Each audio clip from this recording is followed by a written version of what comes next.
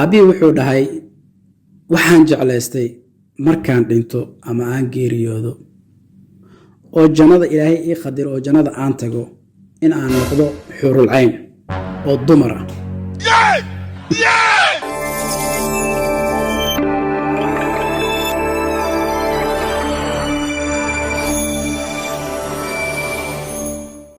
السلام عليكم ورحمة الله تعالى وبركاته. خير شرفت لك سؤال هذا العدالة channel هذا الجوج جرت وكم أحسنتها هذا كو عصبتها فضلا سبسكرايب لايك شير كومنت انت بينو ديرجلين أو ولكن أفتح العدالة ودبني وصلاتي ما أنت وحنا ربا إن إذن لو ذا وقصة إيجي بسي أنا كنت بدنا وحنا عرقنا ضد وإلهي رجعني مقول لي سي أو إسكدك دقايا ناك أما دبي عدها دمرك إسكرار راديو inta badanaa waan la yaabnaa oo waan caynaa waan aflagaadeynaa dadka noocaas u dhaqmo. maanta qisadan waxaan rabaa in aan idin la wadaago nin waxaas dhan ka daray.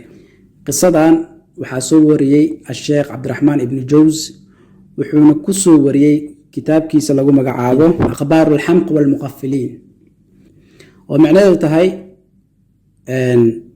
dadka doqomada ah ama caqligooda maangaabka ama caqligooda aan buuxin. qisadan wuxuu ka soo wariyay nin lagu magacaabo Ciisa ibn Saalix.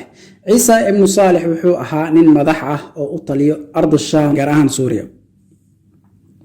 qisadan waxaa ka sheekeynayo ninkaas oo madaxda ahaa wiilkiisii. wiilku wuxuu ahaa gacanyaraha aabihiis ama naa'ibka aabihiis, gacanyaraha aabihiis ama howlwadeenka aabihiis ayuu ahaa wiilkii. marka wiilku wuxuu leeyahay habeenada kamid ah aabeyga fariin ii soo diray xilli siqdhaxaa anigoo ciidankeyga la joogo. kadib fariintii markay soo gaartay waxaa laygu dhahay aabahaagii ayaa kuu baahan, weliba si degdeg ah u imow. wiilku wuu kacay, wuxuu dhahay waa istaagay oo ciidankeygii aan diyaarsaday waa baxay qasrigii aabeyga markaan tagay maadaama uu yahay boqorka meesha ka taliya. waxaan wareystay oo dhahay oo xog wareystay ciidamadii meesha ilaalinaysay qasrigii. ciidamadii waxba iima sheegin. marka wuxuu dhahay gurigii ayaan gudaha u sii galay, waxaan arkay aabaheygii oo jiifa qolkiisii. marka iridda ugu garaacay wuxuu igu dhahay aabo soo gal, soo fariiso. aabo waa la fariistay. waxaan weydiiyey aabo maxay tahay arinta aadka u weyn oo xilligan fariinta igu soo dirtay oo igu khasabtay inaan ku imaado xilligan. marka aabii wuxuu dhahay aabo anaa kuu wacay, waxaa jirto arin aad oo caawo dhan aan ka fikirayay, aan ka jiifan waayey. arintaasaan rabay inaan kula wadaago.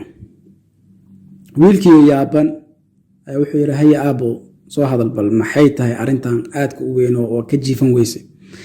aabii wuxuu dhahay waxaan jeclaystay markaan dhinto ama aan geeriyoodo oo jannada ilaahay ii qadiro oo jannada aan tago in aan noqdo xurul cayn oo dumar ah. inaan noqdo xurul cayn oo dumar ah. weliba waxaan jeclaystay in aan guursado jannada dhexdeeda anigoo dumar ah oo xurul cayn ah. waxaan jeclaystay inaan ku guursado nabiyullaahi yuusuf calayhi salaam. wiilkii wuu yaabay, wuu fajacay. aabihiis wuxuu ku hadlayo la yaaban yahay. markaasuu wiilkii wuxuu dhahay aabow nin raga ilaahay kaa dhigay, insha allah waxaan kuu rajaynayaa adigoo nin raga inaad dhimatid oo nin raga adigoo ah inuu jannada ilaahay ku geeyo oo xurul cayn qurux badan lagu guuriyo. aabii wuxuu dhahay waa ka fikiri waxaas aabow, arintaasa kuu soo bandhigtay, say u aragtaa. wiilkiioo yaaban oo fajacan oo talo la wareertay ayuu aabihiis wuxuu weydiiyey su-aal ah. wuxuu dhahay aabo maadaama aad jeclaysatay adigoo xurul cayn ah inaad jannada dhexdeeda aad ku guursatid nabiyullaahi yuusuf, wuxuu dhahay maxaa kuu diiday nabi maxamed calayhi salaatu wasalaam inaad guursatid adigoo xurul cayn ah? sababtoo ah nabi yuusuf waxaa ka fadli badan oo dhahay nabi maxamed calayhi salaatu wasalaam. haddii dhinaca kale loo fiiriyene waa isxigtiine, xigtaa idinka dhexaysa oo qaraabanima idinka dhexaysa.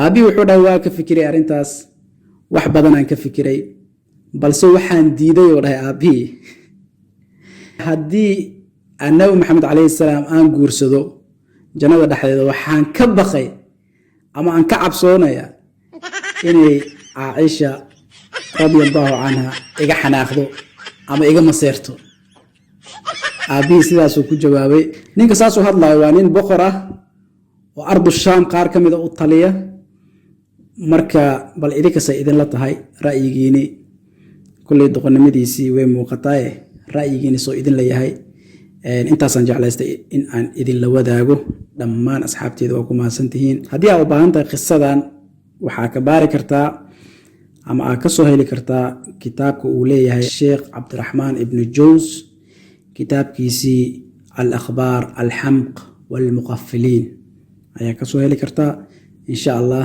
qisooyin fara badan ama qosol ah ama yaab leh ma yaabteen anigu waa yaabiye